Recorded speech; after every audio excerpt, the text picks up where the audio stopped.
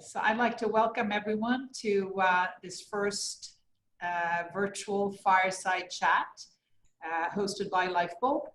And we are focused on substance use disorder and recovery, especially during this pandemic, COVID-19, where it's especially relevant. So my name is Karin Heimberger. I'm the CEO and founder of Lifebulb. Lifebulb is a patient empowerment platform where we believe very strongly that patients need to connect with other patients to learn more about what is next in their journey. We believe actually that learning from others who've been down the path that you're about to go down is probably the most valuable that you can do as someone living with a chronic disease. And we're taking it even one step further from that in the sense that we believe that patients don't only should share their insights and their patient journeys, but there may be ideas coming directly from patients in how we can better innovate and get better products into the marketplace. Because as you think about your problems and you start articulating your problems regarding daily life with any chronic disease, then you can start coming up with solutions as well to those issues. And those solutions may be totally out of the box and different than when a scientist or a medical doctor or a business person thinks about the market or the medical diagnosis. So that's a little bit about Lifebulb, but today I'm really honored to introduce two of our Lifebulb ambassadors in the recovery space. I'm going to let them introduce themselves, but again, I'm really, really happy to have both of you here. And I know that you both have incredible journeys to share, but most importantly, we're going to talk about some very relevant current topics. So Lisa Smith, welcome. Great, thank you. Thank you so much, Karin, and thank you to Lifebulb for putting this discussion together. I'm honored to be a part of it. My background, I am a former practicing lawyer and law firm executive, and I switched out recently from that to pursue full-time working with other people who deal with substance use and other mental health issues. I'm the author of a memoir called Girl Walks Out of a Bar. It's the memoir of my descent into and then recovery from high functioning, which I believe is a myth, alcohol and cocaine addiction in big New York law firms. I also have a podcast. It's called Recovery Rocks with Tawny Lauer, who's another advocate in the recovery space.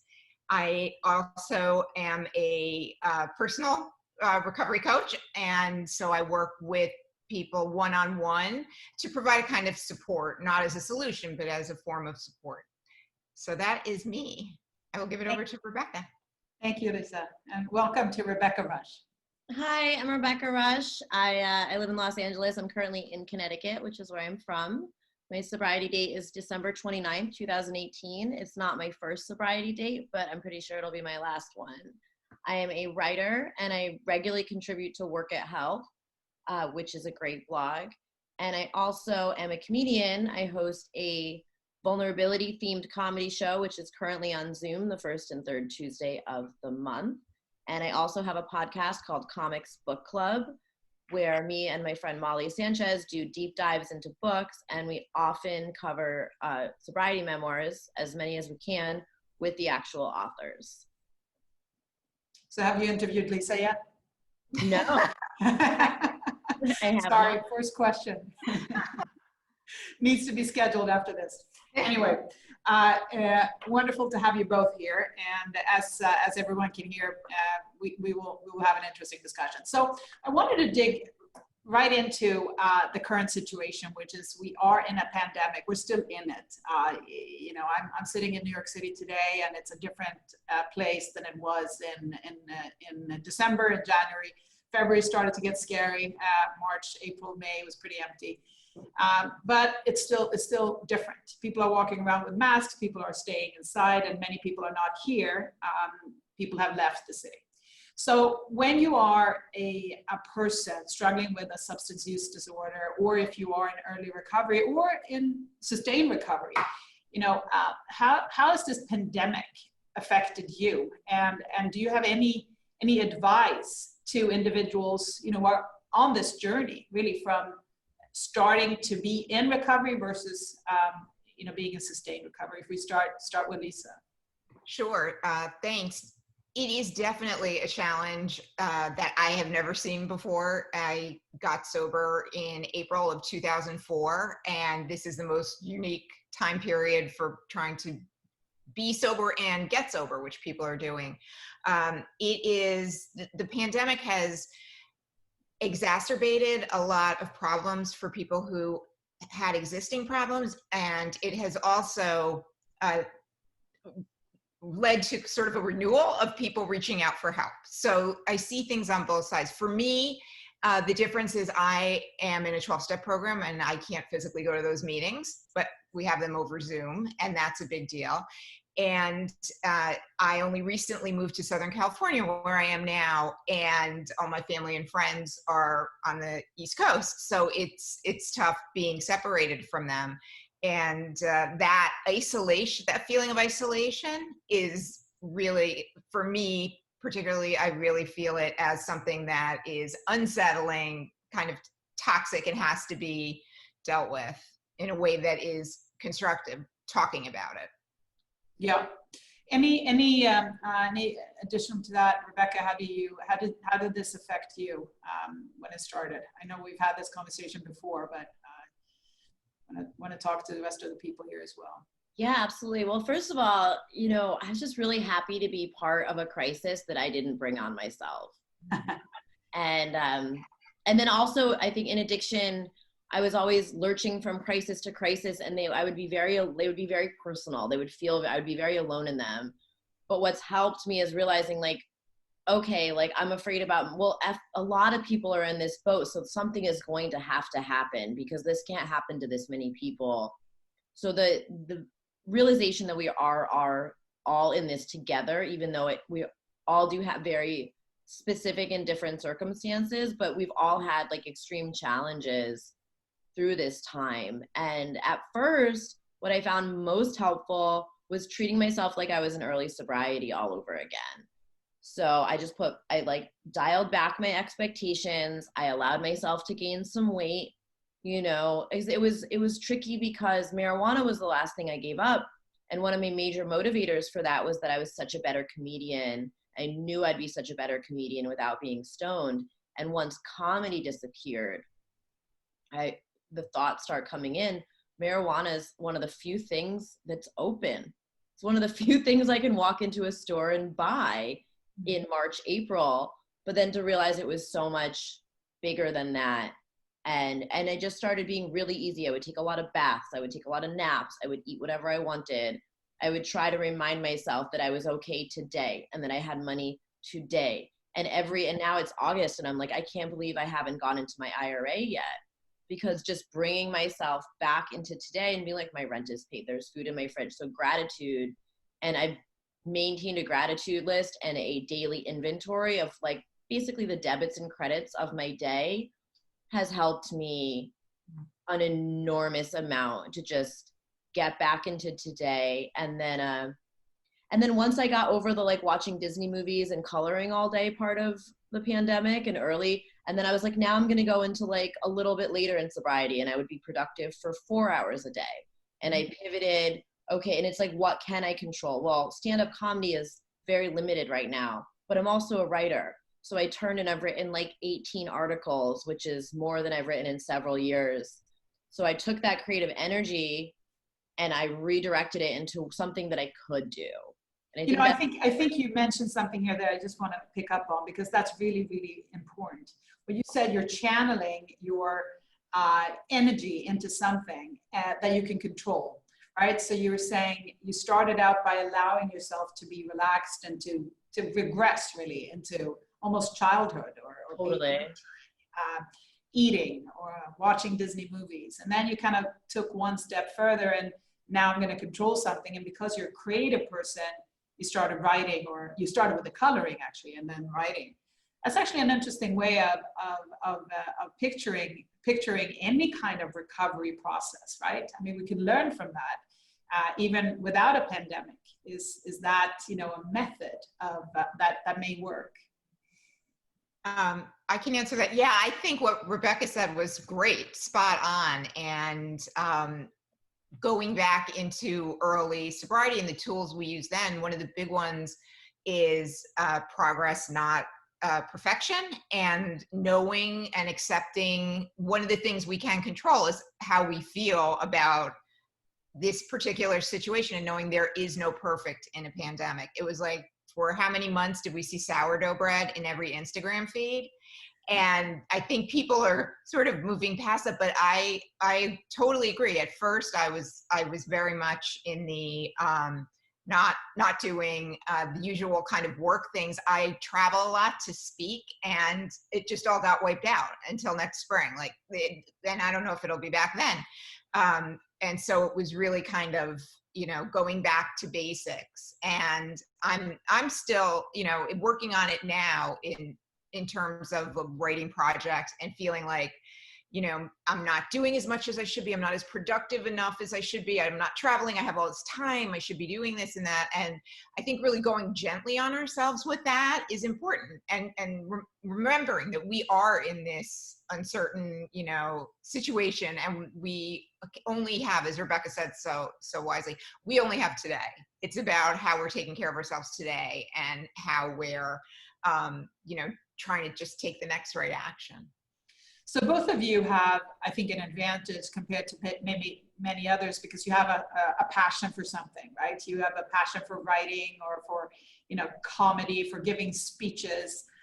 You know, for those individuals who really don't have that yet, you know, is there anything that you could advise them in how to either identify a hobby? Maybe it is sourdough bread for a period of time. Maybe they, you know, you graduate to banana bread, or you get into some sort of meal of some sort, and you make a gourmet meal. I've seen Instagram, you know, pictures of amazingly 3-course dinners as well, right, with wine pairings. So, you know, is there something there that we can think about for those who don't have that, you know, inherent passion already? Because I think the danger is, and I've always believed this, it's true for children, it's true for adults, when you have a lot of free time, you tend to mess up. You tend to do bad things. I mean, children with free time, they do mischief. So if we're tired because we've done a lot of exercise or studied or whatever, we can't do that much. And it's the same with adults. So is there a plan that we can, you know, think about? Because I think when we have a crisis, some of the best innovation comes out of it, because we have to be nimble in our thinking. I found that being open to things that I thought I wasn't open to pre-pandemic has been kind of a revelation. You know, one of the things that happened that I think a lot of people are experiencing, a lot of us work out, go to the gym, do all of these things to keep ourselves healthy. And it's a really integral part of our recovery and of our well-being. And, you know, everything shut down. And I said, okay, you know, I'm not a runner, but I can try walking. And I started, you know, and then I kept going. I started to realize, wow, actually I'm enjoying this a lot more than the workout routine I used to go to the gym for. And I shocked myself, because I always thought, you know, that's not for me. But I think being open to something like that. And the other thing is, that's helpful always, if we're spending too much time on our hands, is thinking about helping the next person or helping another person. There's so much opportunity, you know, to around my area. There are people volunteering to call seniors who are just shut in alone, so that they have a phone conversation each day. Somebody is talking to them, all kinds of public things that you can be doing. And it's a time for a lot of service and recovery, because there are a lot of new people coming in, and which is a great thing. And, you know, it is tough for everybody. So service is important, community is important. And I think, Lisa, you mentioned the 12-step program and the you know, inability to get to meetings. You know, the reason why we're doing a virtual fireside chat, and, you know, before COVID, we did lots of live events, but we did those live events in New York City. So by doing a fireside chat like this, we're actually expanding the viewership in that sense. And it's a positive. It's a positive that more people can see the conversation between the two of you. So what are some virtual communities or the ways that you've sought out? You mentioned WorkIt, Rebecca, Lisa, you mentioned the 12-step program. How have they pivoted during this time? But actually, before we move forward, I'd like to add that, it's none of our fault that we live in a society that teaches us to identify with what we do rather than who we are. Good point. If we can hold space for that and try to focus on the human being that we are versus it feels like a death, like we're losing our identity when we can't do what we normally do because we are what we do, but we're not what we do. And also so many of us say, oh, I'd love to do meditation, but I don't have time. Guess what? We all have time. We all have time to meditate. There's so many free courses online, which gives you an opportunity to find out what you like. If you don't know what you want to do creatively or in any other hobby, well, you can learn about tons of them. It's almost like being a freshman in free college that's on your computer. I'm learning Spanish. I took a modern history course. I just became certified in 2 different kinds of yoga. It's all there. And I just did want to add that before we move to the next topic. That's really important. But some people don't want to do things because they're not good at it, or they haven't been introduced to it. So, I think that's part of actually being more humble and just saying, I can learn something even though I'm not a young kid anymore, and I may not become the best at this, but I can actually learn how to do it, and it's going to give me pleasure because I enjoy it. Well, that's the beauty of learning online, though, is say you show up to a dance class in the pre-COVID world, you could project your insecurities and pretend to yourself oh, those people are looking at me, I'm not good at this. But I mean, my yoga online teacher cannot see me. Nobody can see you. I signed up for something called Open Fit. Okay, so this was a bar class, and I did it. I thought, I mean, obviously it's not, they can't see me, but they had built in some sort of little encouraging words in it. So at one point during the lesson, I actually thought the woman was talking to me. And I started looking around. I said, is my house in good shape enough? Is she actually looking at what I'm wearing? And then I realized I'm really dumb. This is not live. Yeah, it reminds me of that. It's a good one. So we can do a lot without being viewed. But then we're, of course, viewed all the time. So back to community. Community is important in recovery. Absolutely. I mean, when I got sober, I had no sober references. I knew no sober, it was 16 years ago. I knew nobody who was sober. Nobody in my family was sober. And if it had not been for the community, I don't believe I would have stayed sober. And one of the things now that we see happening when I did this, it was, 12-step or nothing. That was really the only kind of recovery out there. Now there are alternatives for people who, maybe want to try a different approach than 12-step. There is Join Tempest. Tempest is for women, and it's a very feminist, empowering program that you can check out and take it online and get that kind of community and support. A lot of people are finding a lot of support, actually, I feel like on social media. I feel like that started before the pandemic, but it's sort of gotten, I think it's gotten even more pronounced now. How do you feel, Rebecca?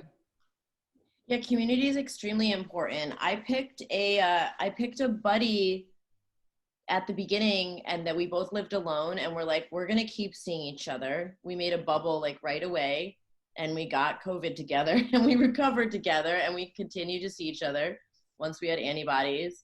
And we realized that as long as we were careful in every other way, that way we didn't have to be there are people that I know that haven't seen a single person since March, and I don't know one of them that's doing well emotionally right now. And we let's not punish ourselves because we live alone and are single and don't have children, Mm-hmm. So that was very important. And then I started people were talking to people I hadn't talked to in years. There was a lot of FaceTiming with that guy that I met in San Francisco 7 years ago, or I started regularly scheduling FaceTime calls with my younger sister that we, like, when everyone was so busy, we didn't have that. Just a lot of Zoom, a lot of FaceTime, a lot of phone calls. I have a girlfriend that we get on Zoom and I put it on my coffee table and we watch reality TV together. So new habits. We make fun of it. We used to do that in person and she would bring her dog over, but now, you know, she brings her dog to the camera eye and say hi that way. And I don't think the dog gets it, but we have fun.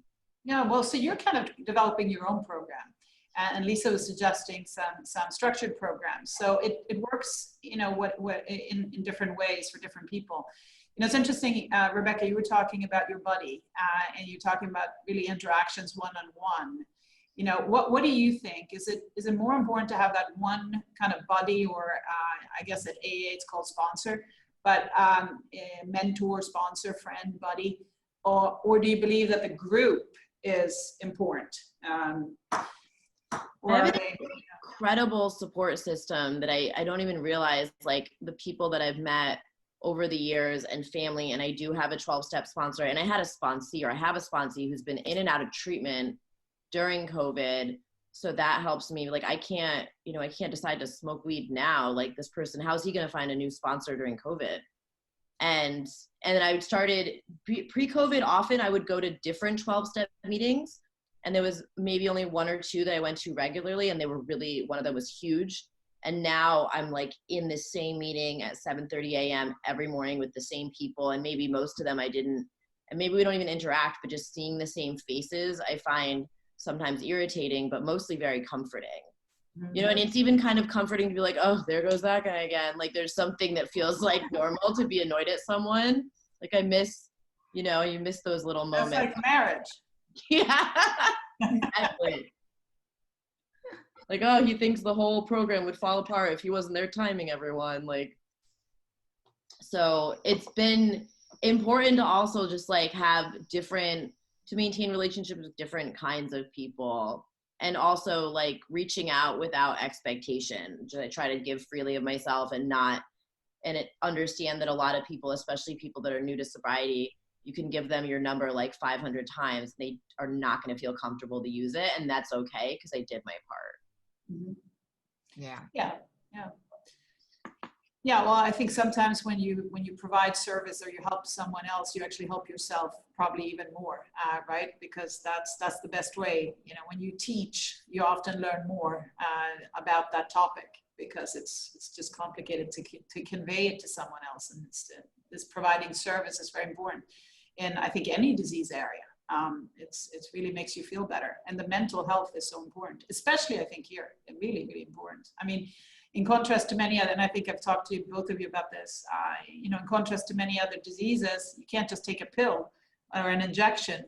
You just got to work on yourself every single day. So if we think about that, working on yourself every single day, you know, are there certain routines, or I think, Rebecca, you talked about gratitude lists. Are there a few things on a daily basis that you do that really are part of your toolkit, you know, that you use just preventively from actually getting back into this your disease is always going to be there, but the actual addiction? 100%. I'm so excited to talk about that, but I think I talked last, so I want to volley it over to Lisa. I bet she has some too. The tools that I use, when I first got sober, I had been very sick at the end of my drinking and drugging, and I had been hospitalized for 5 days in a detox. And I had been sick for so long that I had really forgotten what it felt like to wake up not feeling sick. And I would, in early sobriety, I would look up at the ceiling when I opened my eyes and realized I was still sober, and just say, thank you to whoever, and, you know, stay connected with the fact that the most important thing I do all day is stay sober, is not pick up a drink and not pick up a drug. I still do that starting my day, you know, with the thank you. I find it just really grounding. It doesn't have to be about higher powers. Just look around. Where are my feet? They're right here. I'm, you know, as Rebecca said, you know, okay, money is paid and, you know, safe, and, you know, knock on wood, family's healthy. And I think just that can set a real mindset for the rest of the day. And I also need to, though, remember, and I find this more during COVID, that sort of waking state of mind of gratitude for another day sober and of kind of refocusing. I've really leaned into a tool that would be described as you can change the channel in your mind at any time. And so if I'm having a bad day, I try to say, okay, how am I going to change the channel? I don't want to be, spinning out on this. And then I will think the thing that helps me a lot is to remember that really like 10% of life is what happens and 90% is how we react to it. And when we are able to react from a sober place, it's almost like you're floating above yourself and getting some perspective. So that is a big tool I used. I've also been meditating. I do that more now than I did before. And I started doing, I had been doing hot yoga before the pandemic. So I started just doing the routine online and bringing the yoga in. Anything that is sort of centering and bringing about mindfulness and grounding has been really helpful. Thank you. I'm sorry. In COVID, I've actually found like this ideal routine, and I don't do all the things every day, but my days where I feel the absolute best, I've found that if I don't turn my phone on when I first wake up, like I'll turn it off at 10 p.m. the night before. So my perfect day actually starts the night before when I go to sleep. And then when I wake up, because I've like, it trains, the phone is like a dopamine addiction fix all day, and I can get lost in there and feel not great. But so I leave the phone off. I tend to my pets first thing. They always wake me up with their terrible opera because they want their needs met. And then I tend to them. I journal. I meditate. I do sometimes a daily inventory of debits and credits from the night before. Then I meditate for a full half hour. Then I work on a work in progress, whether it's an article or I'll work on my book. I'll write at least 1,000 words. Sometimes I go to a meeting, but I don't allow myself to do anything but go to the Zoom meeting. Like the phone's still off, the texts, like I ignore those. I don't check my email, check socials. I'm just there for the meeting. Then I close it, go back to my no phone morning. And then once I've done all these things, then I get to turn my phone on.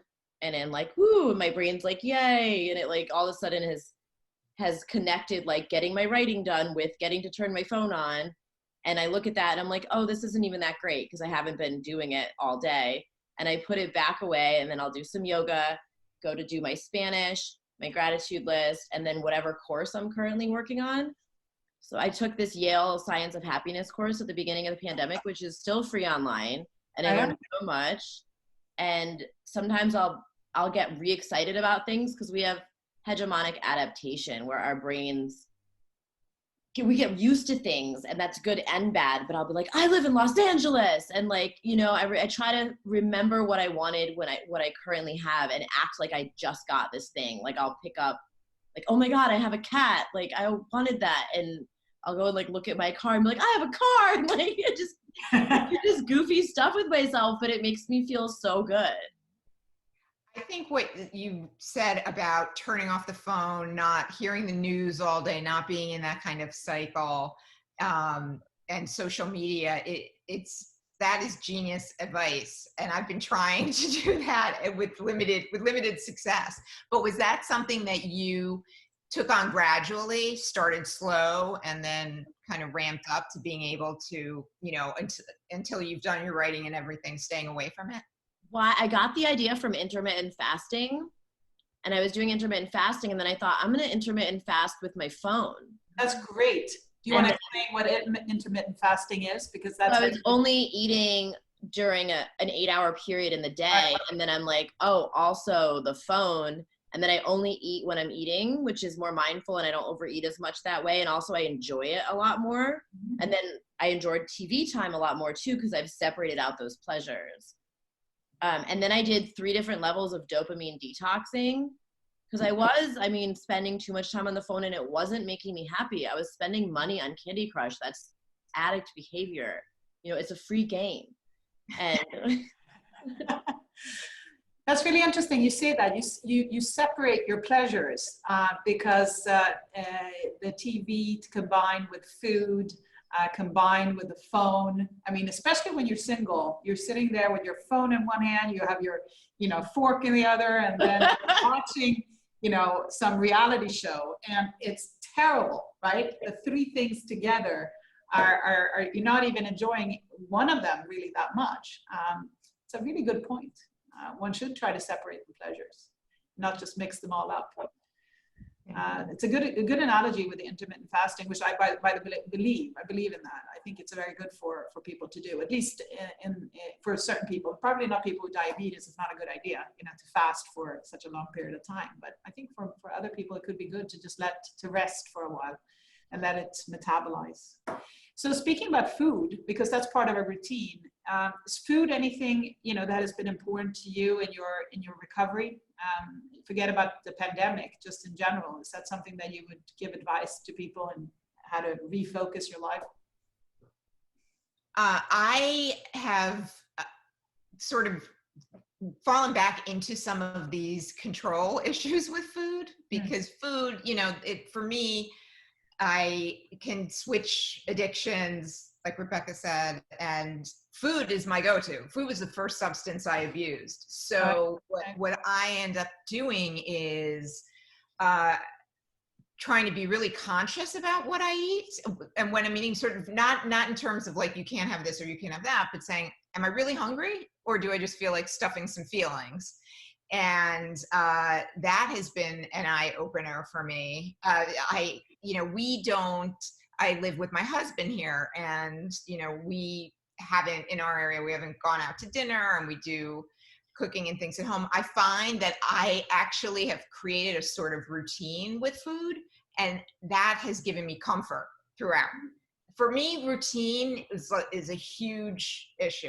I love Rebecca's routine. it's amazing. I mean, I want to. My God, yeah, that's amazing.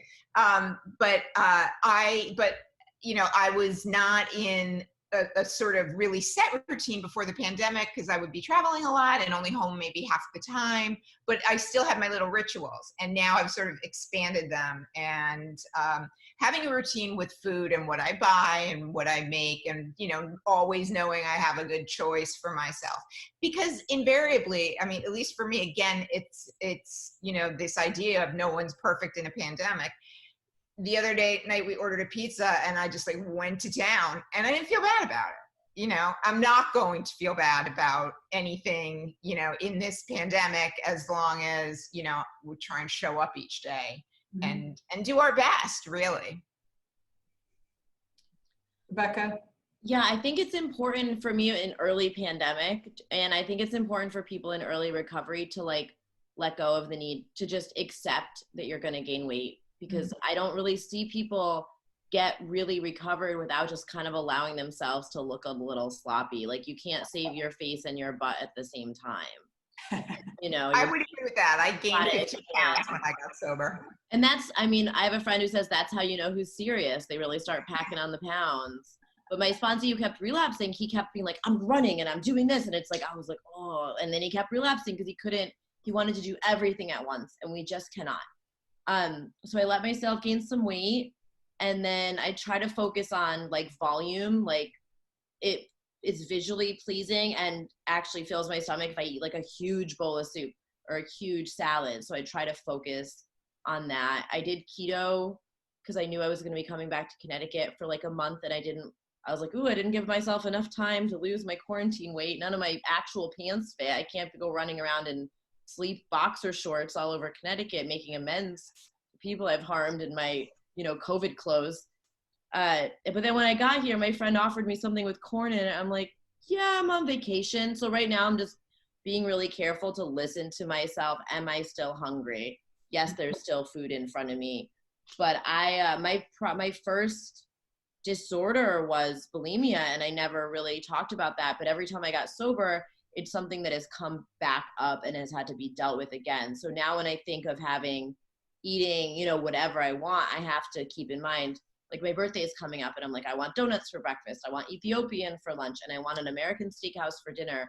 And then I'm like, and I also have to be very mindful that I don't eat too much at any of those meals and feel triggered to vomit. Because I also spent a lot on a laser treatment to fix the stretching out of my neck. And that was kind of like draw a boundary with myself. I'm like, I'm going to spend this money, I'm going to fix my neck, and then I'm not allowed to throw up anymore. And that is that. And I just have to deal with that. Cause I'm like, I'm not fixing my neck again. I was like, this is the one time you get to fix what you have done to your face. And so that's work. And so part of that is being like, am I still hungry? Can I put a foil on these meatballs and eat them tomorrow? And you know what?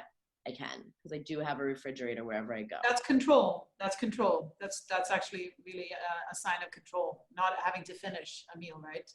That's difficult for many. I mean, I have to say, food during the pandemic to me has been much easier. And you know, I'm married to a restaurateur, so I normally could get great food, but it's so much easier for me to control it versus going out to a restaurant and getting food that probably doesn't agree with me in the same way. So I think that's been almost a benefit. But it also, when you're alone and when you don't have enough to do, that's when food can become a problem, because you overconsume it and you use it in a way as a pleasure, which may not be the best pleasure, right? So we're coming up almost at the end here of our chat, but I'd like to talk about, two things, if we can, over the past few minutes and the next few minutes. We've mentioned a few treatments. You mentioned Tempest, we mentioned Work It, 12-step.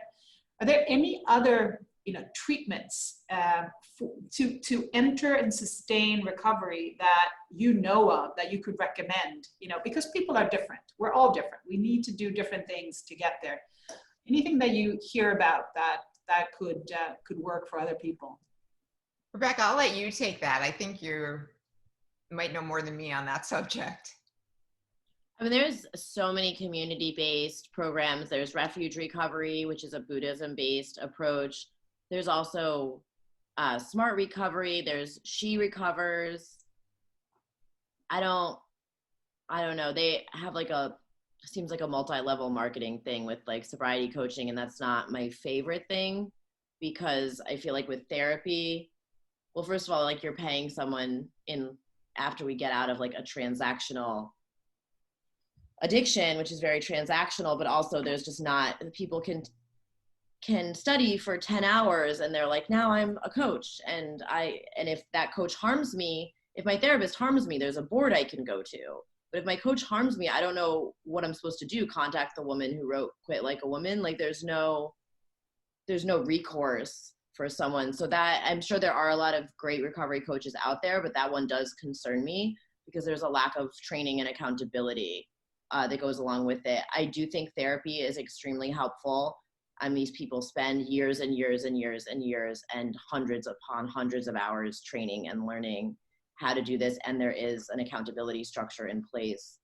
But I also think, joining things like, yoga classes, any kind of community-based support where people are working to be healthy, it doesn't even always have to be sobriety-based, I think could be very helpful, because addiction is so isolating. Yep, that to me is a very important takeaway. I think you both mentioned that, that it's about finding your passion, finding your routines, getting structure as well. Lisa? I was just going to say that on the therapy side, continuing with the therapist is amazing. And one of the ways that I found effective in therapy with my therapist is doing CBD, which is cognitive behavioral. I don't know what the D is, but it's CBT, cognitive therapy, behavioral therapy. Yeah. Oh, CBT. Sorry.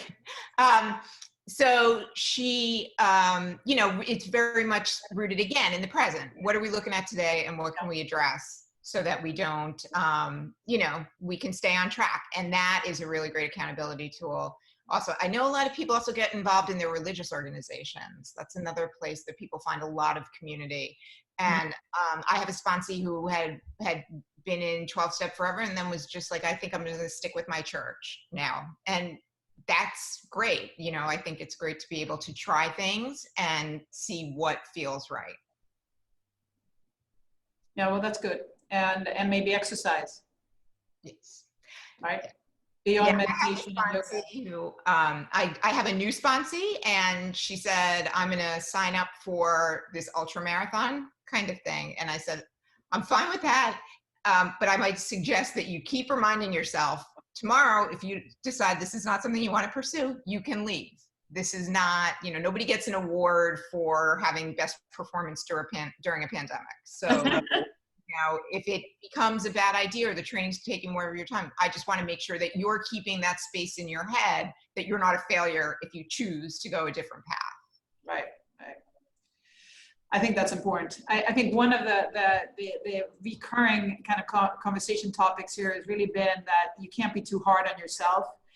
You should not just judge yourself for what you do, right? You are a person, and that's how you should be measured and how you should be introduced. I mean, that's a very American thing, I think. When you introduce yourself to someone, within no time you say, oh, I'm a lawyer, or oh, I'm a comedian, and then you say where you live and what kind of car you drive. So it's very quick to assess the person in what they do and how much they have accomplished, while it really is about how the person is and what they do for others, right? So maybe we could try to get back to that, and maybe the pandemic will give us, more values in that sense. I don't know, because some of the differences are going to grow as well with the economic impact that this pandemic has. So I want to end here, but I'd like both of you to share how people could reach you if they wanted to, and continue the conversation, as I imagine that you would be happy to help and to continue to answer questions. You both have Instagram accounts, and you both are involved in organizations. So I think we have that on our website, but any final words of guidance or encouragement, Rebecca and Lisa? Go ahead.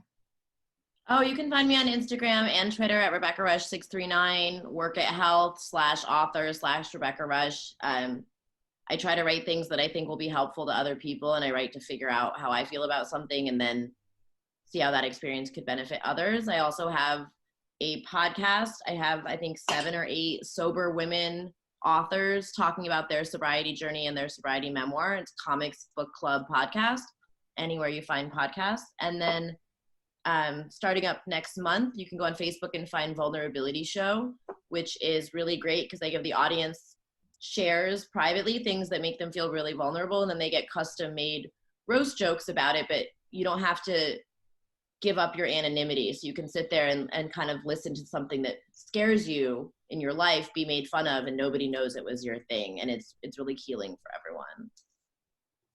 Great, thank you. I can be reached at lisasmithadvisory.com.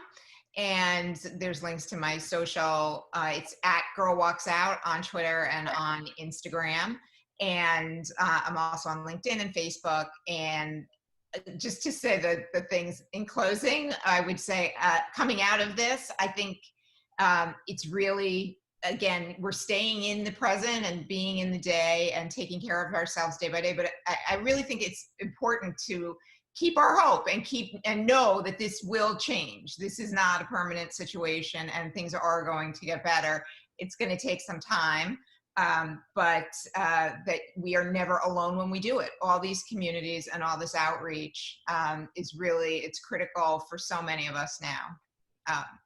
So thank you. Thank you both. And again, if you want to reach us, lifebulb.com, on Instagram as well, and Twitter. And I'm Karin at lifebulb.com, so you can reach me there as well. So thank you, everyone, and have a good evening. Bye. Bye.